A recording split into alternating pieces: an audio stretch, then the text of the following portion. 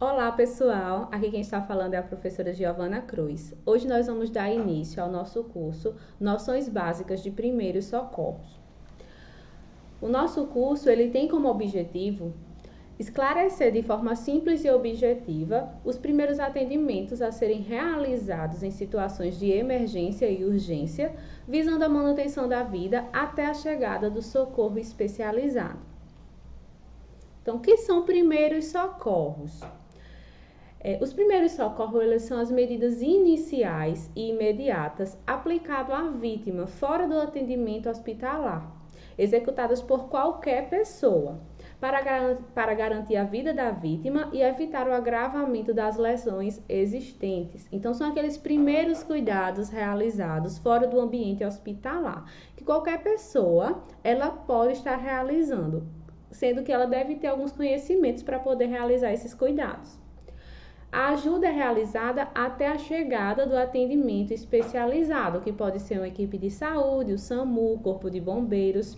E o objetivo desses primeiros socorros é manter as funções vitais, ou seja, proteger a vítima e reduzir o sofrimento dela. Então, princípios gerais dos primeiros socorros. Ser rápido, mas não precipitado. Então, você tem que ser objetivo na hora de realizar os cuidados, os primeiros socorros. Usar bom senso, sabendo reconhecer suas limitações. Não fazer nada que você não saiba fazer. Por isso que a gente precisa pedir ajuda e a gente vai ver isso mais adiante. Agir com calma e confiança para evitar o pânico, tanto o pânico das pessoas, os curiosos que ficam ao redor, como também da gente mesmo enquanto prestador de cuidados. Demonstrar tranquilidade, dando ao acidentado segurança, isso é muito importante. Manter sua atenção voltada para a vítima quando estiver interrogando-a, quando você se aproximar da vítima, que você for se identificar, dizer seu nome, perguntar qual é o nome dela, você tem que estar com a atenção voltada para ela. Falar de modo claro e objetivo. Aguardar a resposta da vítima. Então, vamos ver se a vítima ela vai responder. Ela está consciente ou está inconsciente? Ela consegue me responder ou não consegue me responder por alguma causa determinada?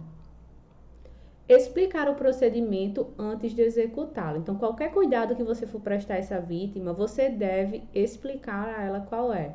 Ah, senhora, eu vou ajudar a senhora a cuidar da sua queimadura, a conter um sangramento. E vai explicar qual é o procedimento. Responder honestamente às perguntas que a vítima fizer. Então, muitas vezes a vítima ela está angustiada, está nervosa e ela faz uma pergunta a você e você pode se sentir um pouco resguardado, um pouco inseguro para responder a ela, talvez com medo dela se preocupar mais, se agravar mais, mas você tem que ser honesto com as respostas que vai dar a ela. Com cuidado, claro, mas honesto. Atender a vítima em local seguro, isso é muito importante. Então, removê-la do local se houver risco de explosão, desabamento ou incêndio. Gente, olha, um dos princípios do primeiros socorros é a gente vai ver nos slides a seguir, é a questão da segurança, a avaliação da cena. Então, para a gente prestar um socorro a alguém, a gente primeiro tem que garantir a nossa segurança e depois a segurança da vítima.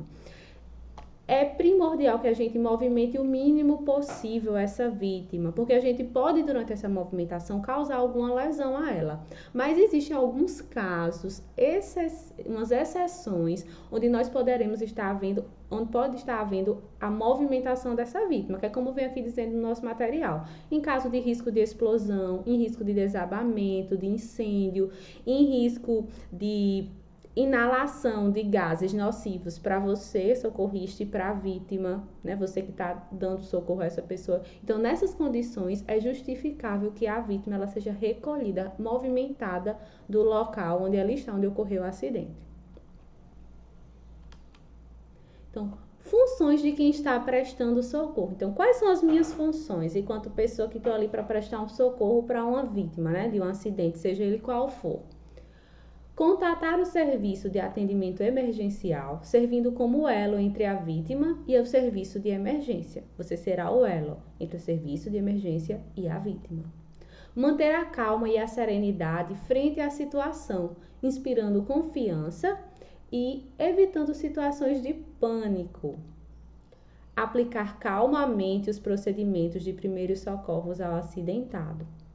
Impedir que testemunhas removam ou manuseiem o acidentado, evitando ocasionar outras lesões ou agravar as que já existem.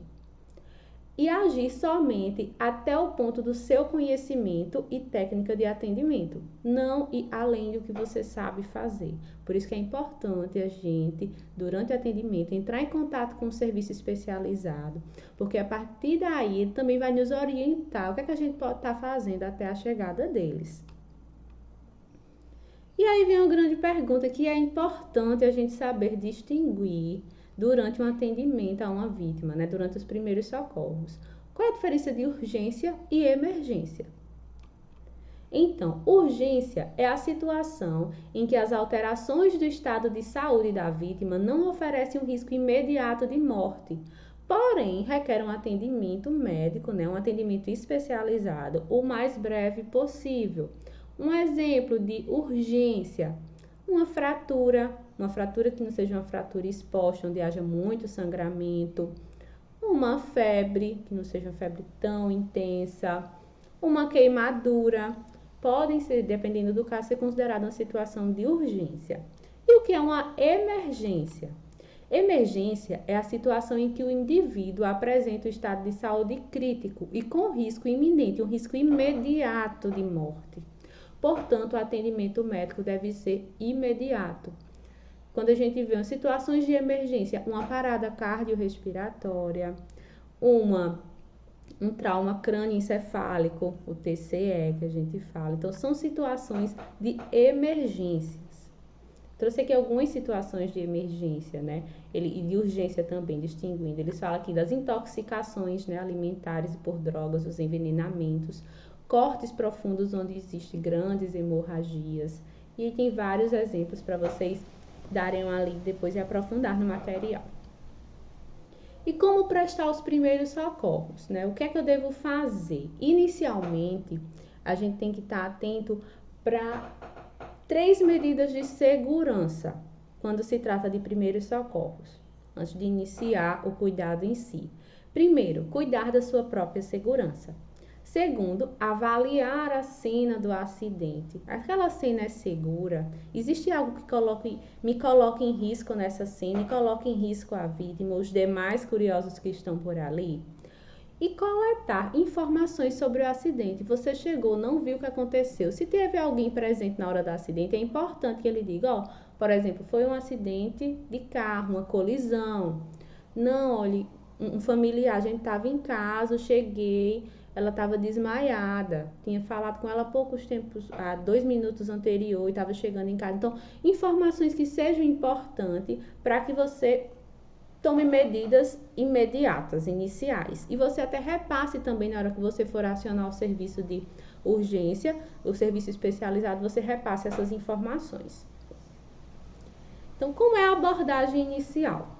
Identifique os riscos no local de acidente. Se existe risco de explosão, se existe risco de desabamento, choque elétrico, atropelamento e se existe risco de queimaduras, de afogamento, contaminação por produtos químicos, ataque de animais e insetos e violência também pode ser outro risco encontrado. Analisou a cena. Então, ao analisar a cena, é possível identificar situações de risco e avaliar as lesões e ferimentos de modo rápido, para ter noção da gravidade da situação e então chamar por ajuda. E vocês vão chamar por ajuda, né? Aí, geralmente a gente chama por ajuda Corpo de Bombeiros, que é o 193, SAMU, 192, né, a ligação, ou então o serviço de emergência local, que exista no espaço, né, no local onde você esteja prestando a assistência. Então, após analisar a cena e chamar por socorro, você vai iniciar os primeiros cuidados com a vítima. E o que é que você faz? Você se aproxima da vítima. Então, inicialmente eu vi que a cena, ela não tinha riscos para mim. Ou se tinha, eu retirei a vítima, né? E comecei os meus primeiros cuidados. Uma coisa muito importante também, quando a gente pensa em nosso cuidado, é a gente estar utilizando equipamentos de proteção individual, os EPIs, luvas, máscaras, óculos, avental se tiver disponível. Por quê? Porque a gente pode estar tendo contato direto com a pessoa que tem alguma doença, a gente pode estar tendo contato direto com algum fluido desse paciente, com sangue. Então, essa parte inicial da gente utilizar equipamentos de proteção individual faz parte daquelas 3 medidas quando a gente pensa na nossa segurança, na segurança própria. Porque primeiro eu tenho que garantir a minha segurança para depois garantir a segurança de outra pessoa. E aí você tomou todos esses cuidados, avaliou a cena, observou o que tinha acontecido, colheu algumas informações, você vai se aproximar da vítima. E você vai se identificar inicialmente, pedir para que a vítima não se mexa. A vítima, ela pode estar caída no chão, ela pode estar inconsciente, ela pode estar consciente. A vítima, ela pode estar tentando interagir com você em pé, fazendo algum sinal que você não sabe o que é. A vítima pode estar conseguindo conversar com você. E a gente vai ver determinadas situações e como ter os cuidados, né, os primeiros socorros para cada uma dessas determinadas situações. Mas inicialmente o que a gente vai fazer? Se aproximar da vítima e se identificar e pedir para que ela não se mexa, principalmente levando em consideração uma vítima que está no chão, né? Caída, seja ela consciente ou inconsciente. Então, se a vítima estiver consciente, a gente vai descobrir o nome dela, apertar, senhor, qual é o seu nome, né? E verificar o nível de consciência. O que é verificar o nível de consciência? O nível de consciência a gente vai ver se essa paciente ela está acordada, se ela está conseguindo me responder de forma articulada, bem, ou se ela está tentando conversar comigo, mas não consegue, se ela está sonolenta, ou se ela está totalmente desacordada. Então, se ela está sonolenta, tentando interagir, não consegue, ou está falando normalmente, ela está consciente, né? Com algumas alterações, por exemplo, se ela está sonolenta, mas está consciente. E se ela está totalmente desacordada e não responde a nenhum estímulo verbal seu, nem se mexe, ela está inconsciente. Então, se a paciente estiver consciente, atente para os relatos dela. Ela tem o quê? Ela tem uma queixa de dor intensa, ela tem dificuldade de se comunicar, ela está sinalizando para alguma parte específica do corpo e não consegue falar por algum motivo, ela relata que está muito sonolenta, ela está tonta, então é muito importante a gente atentar para as informações, os relatos que elas nos passam inicialmente. Mas se a vítima estiver inconsciente, aí imediatamente a gente vai pegar o telefone e vai ligar para um serviço de emergências médicas, um serviço especializado, e informar que você encontrou uma vítima inconsciente.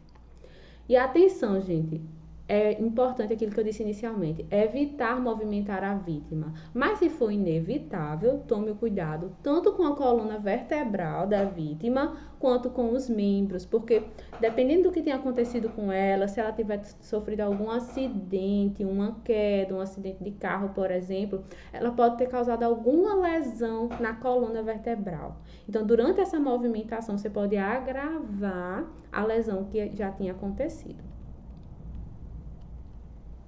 Sinais da vítima. A gente também deve observar os sinais da vítima, não só aquilo que ela relata. Muitas vezes você encontra a vítima inconsciente e ela não vai conseguir relatar nada. As únicas informações que você vai receber vão ser das pessoas que presenciaram. E se houver pessoas que presenciaram.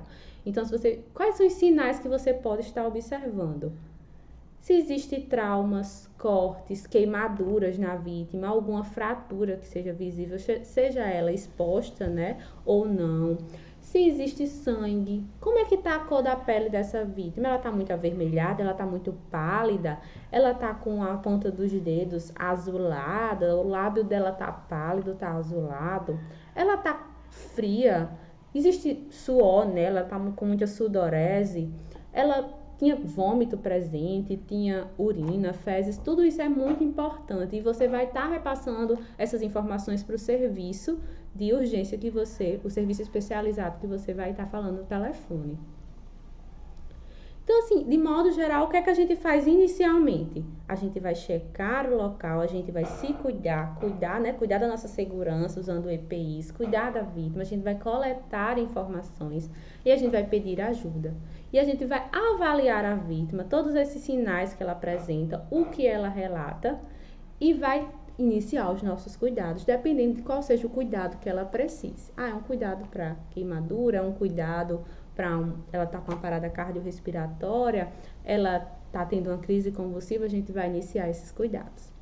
e tentar manter os sinais vitais. Por que manter os sinais vitais? Porque os sinais vitais, como eles já propriamente dizem, eles são os sinais que identificam, que nos mostram, são sinais que nos mostram que nós estamos com os padrões de vida normal, nós estamos bem.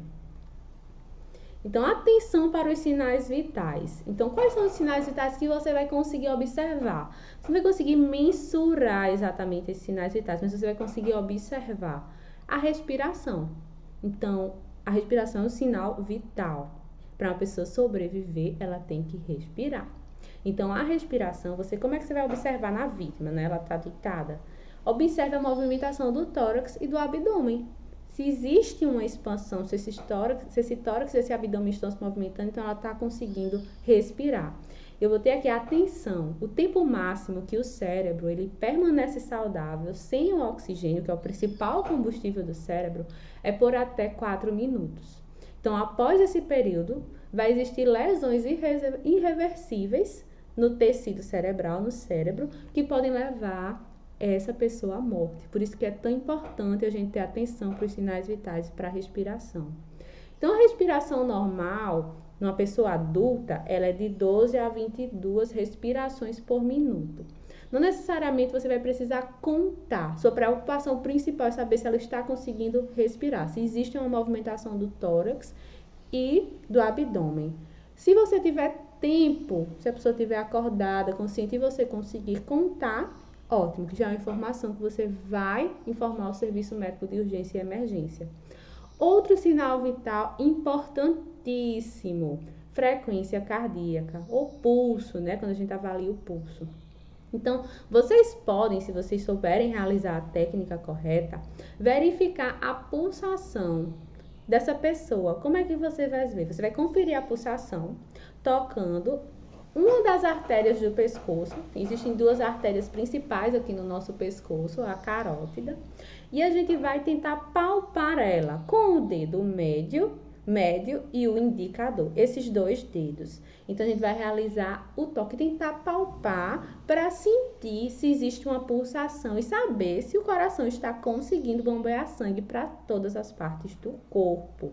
Gente, eu vou disponibilizar um vídeo para vocês explicando como é que a gente faz a palpação dessa artéria. De modo geral, a gente vai ver que aqui no pescoço da gente a gente tem a traqueia, isso aqui que a gente palpa, e aqui nos homens é mais visível, a gente que tem aquele pomo, né, de Adão, que a gente chama aquele biquinho aqui, a gente vai sentir uma cartilagem. Você vem com seus dois dedos aqui nessa lateral, o indicador e o médio, na lateral dessa cartilagem e vai tentar palpar. Estou sentindo aqui a minha tranquilamente. Mas eu vou disponibilizar o vídeo para vocês estarem treinando, isso é importante. Com o treino a gente vai criando mais habilidades. Quando você sente, você sentiu que está pulsando, pronto, você está tendo pulsação, o coração está conseguindo, o coração está bombeando sangue para o corpo. Eu coloquei aqui um dado, né, adicional, de qual seria a frequência normal, em média, de uma pessoa adulta, né? Não de uma criança. Uma pessoa adulta, a frequência cardíaca, ou pulso, de modo geral, ela é normal de 60 a 100 batimentos por minuto. Um outro dado, né? Um outro sinal vital que vocês vão poder estar avaliando, não vou conseguir mensurar, mas vocês conseguem presumir se a pessoa está com alguma alteração nele, é a temperatura corporal. E ele é muito importante, porque dependendo da temperatura corporal, a gente consegue deduzir que as pessoas que, né, da área da assistência médica especializada conseguem presumir o que pode ser que está acontecendo com aquele paciente. Então, você pode observar se o paciente, né, a vítima, ela está muito fria, se ela está fria, com muito suor, com a sudorese, suor excessivo, se está muito quente. Então, isso é importante para você estar relatando também ao telefone, ao serviço médico especializado. A temperatura, né, normal de uma pessoa adulta vai de 35,8 graus Celsius até 37 graus Celsius. Então, após essa atenção, né, com os sinais vitais, é importante a gente ficar prestando os cuidados imediatos, que a gente vai ver nas próximas aulas, os cuidados imediatos para casos específicos. Mas essa é a abordagem inicial. Então, atenção constante para os sinais vitais, como eu já expliquei. A temperatura, né? Se o corpo está frio, se está muito quente, se existe muito suor. A frequência cardíaca, né? Existe pulso ou não existe? A respiração, está havendo expansão ou não? E o nível de consciência, se essa paciente está consciente ou está inconsciente, é importante. São avaliações muito importantes até a chegada do serviço especializado. O serviço especializado de cuidado, ele vai orientar quanto aos cuidados imediatos com a vítima. Por isso que é tão importante lá no início, assim que a gente observa a cena, tem todos os cuidados, já entrar em contato com o serviço, porque muitas vezes ele vai nos orientando quais os cuidados que a gente já pode estar realizando para manter a vida, para auxiliar essa pessoa com os primeiros socorros. Então, nos nossos próximos encontros, nós vamos aprender os cuidados específicos em situações de parada cardiorrespiratória, fraturas, hemorragias, intoxicações, queimaduras, asfixias e convulsões.